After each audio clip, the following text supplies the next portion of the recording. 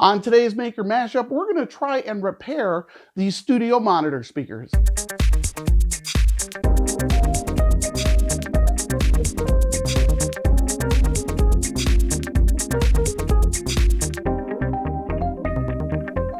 So on today's Maker Mashup, I have here a couple of Mackie speakers, and these are some studio monitors that I'd used for probably the better part of about 6-7 years.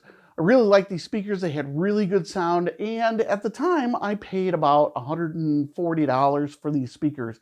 They've worked really well all the way up until I recently moved my office, and once I had moved these speakers, I plugged them back in, and suddenly they were making a buzzing sound.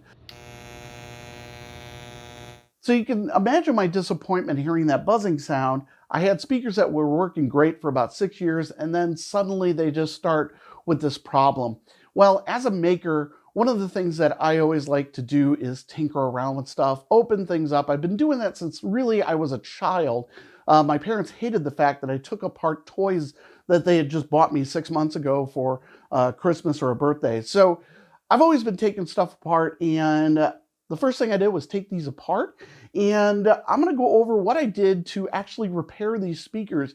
You'd be surprised it was a $5 worth of replacement part, and I went ahead and got these completely repaired, and as you'll see in the video here, they now function perfectly. So I'm super excited to do this video because I think that there's really the opportunity, as a lot of makers are out there, to repair things versus going ahead and replacing. So with all that said, let's get to work. So we're going to start by removing the back cover of this. Now you can see that warning message there saying that there's a chance of electric shock, and there absolutely is. Most speakers have a bit of high power to them, especially ones that are very loud. So you're going to want to make sure that you're completely comfortable with this project before you attempt anything like this. So I'm going to finish removing the back cover, and then we're going to assess what the inside looks like and determine whether or not we can actually repair the speaker. Now that we have everything open, we're going to go ahead and remove these wires that just have the little jumpers attached to them, and that will give us a little bit of a better view of the capacitors. Capacitors often are the cause of that buzzing sound, and I've run into plenty of capacitor failures over the years. All right, so now that we can see here a little bit closer, taking a look, I can see that these capacitors are bulging on the top of them. Generally, when you see a bulge like this in a capacitor, it's usually the cause of the problem. Now, capacitors are really inexpensive components, so we're going to try to replace these first and see if that fixes our problem. These two capacitors here cost $4.62. Okay, before we go ahead and remove the capacitors, we want to make sure that we discharge them properly.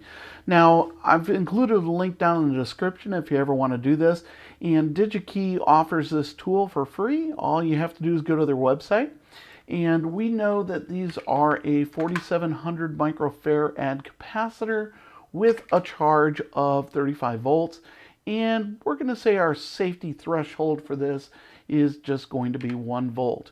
So then what this will do is we can go ahead and use this calculator to know how long it's going to take us to discharge. Now, because I have a small resistor, I'm going to enter a fairly high value here. So I'm going to go ahead and make this a 1K resistor, so there's 1,000 ohms. And that's still a lot of power here, so we're going to go ahead and use a 10K resistor. So with this 10K resistor now, I'm under the total wattage of my resistor, so it's 0.12 watts. And then what I've also got here is it will take approximately 167 seconds to discharge the capacitor. And this gives me a little graph here that shows how long it will take to discharge the capacitor. So this is a really great way that you can use a resistor that may be laying around in your shop, so that way you can discharge capacitors safely, so that way you can reduce that electric shock risk. So when you're actually ready to drain the capacitor, the way I do it is I have 2 banana plugs into my meter, one going to the capacitor, and then the other one going across that resistor there. This just allows it to drain out, and I can see how much voltage is left. Removing the capacitor goes much easier with someone helping you. What I like to do here is to just have someone pulling on the other side, and I will go ahead and loosen up the solder joints. Now, other people may use a solder extractor or a solder braid. That all works fine too, but I think this method works just fine for pulling out a capacitor we're just going to throw away. You can see I've replaced the capacitors, and now it's just a matter of a little light soldering. I'm going to solder these up right here, and the one key thing you want to remember is to make sure that you have the polarity right when you put the new capacitors in. So in this case, I had to make sure that one was oriented a different direction from the other, but just be mindful when you're taking it apart to remember to replace the capacitor in the same way. Now that we have everything soldered, I'm just going to go ahead and clip these excess leads here, and then it's time to run ourselves a unit test before we assemble everything together. All right, so I have this powered on now, and I'm not hearing any buzzing, so let's go ahead and try some music.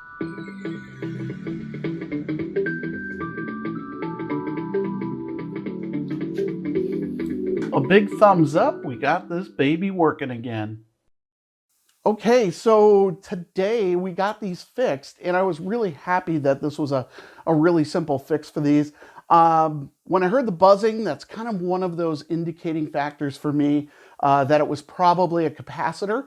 I've run into capacitors that fail all the time. I've repaired a number of things, not just speakers. I had a microtik router that I was able to get my hands on, and that was a $1,200, $1,500 router that suddenly failed in a very similar way. It wasn't making a buzzing sound, but it just stopped working.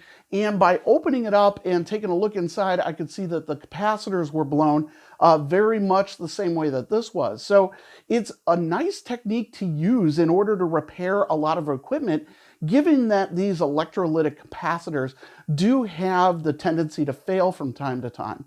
So if you're a maker and you feel that you're comfortable with opening up electronics and taking a look inside, sometimes you can go ahead and with just a little bit of effort, replace those capacitors. They're always clearly marked, which is really great.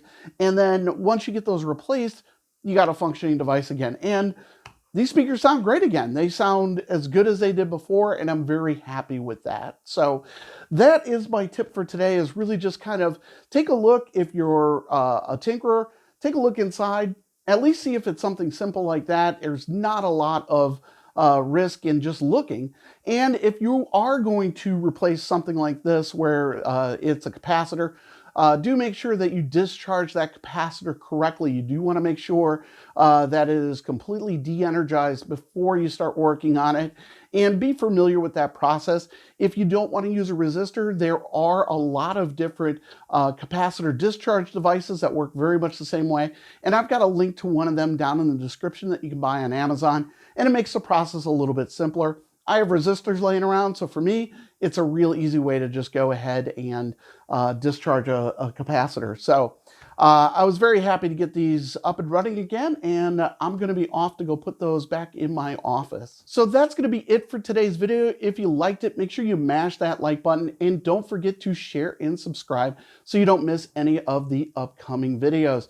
If you'd like to help support the channel, consider checking out our Patreon page. Patrons receive exclusive access to content that's not available on the channel. So with that, I'm going to say thanks again for watching, and we'll see you next time.